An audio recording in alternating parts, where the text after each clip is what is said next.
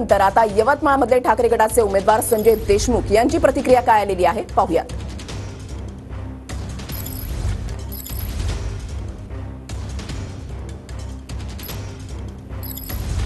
मतदारसंघाच्या मतमोजणीला जे आहे ते थोड्याच वेळात सुरुवात होणार आहे आणि त्याआधी जर पाहिलं तर महाविकास आघाडीचे उमेदवार संजय देशमुख जे आहेत ते आता यवतमाळ या ठिकाणी दाखल झालेले आहेत। आपल्यासोबत बोलण्यासाठी संजय देशमुख आहेत। भाऊ, मतमोजणीला थोड्याच वेळात जे आहे ते सुरुवात या ठिकाणी होणार आहे।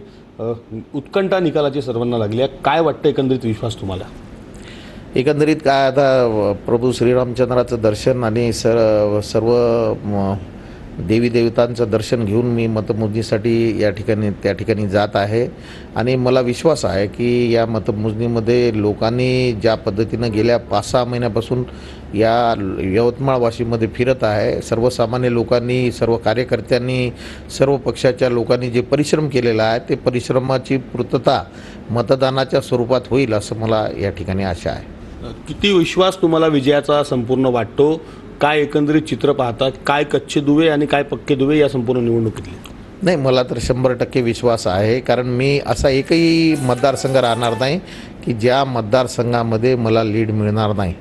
प्रत्येक मतदारसंघामध्ये लीड मिळेल अशी माझी अपेक्षा आहे आणि तशा प्रकारचं चित्रसुद्धा या लोकसभेच्या निवडणुकीत मी पाहायला मला मिळालं आहे। आणि मग काँग्रेस असो, राष्ट्रवादी असो आणि शिवसेना असो, आमच्या सर्व कार्यकर्त्यांनी जे परिश्रम केलेला आहे त्याच्या फलश्रुतीमध्ये मतदान स्वरूपी या ठिकाणी मोठ्या प्रमाणावर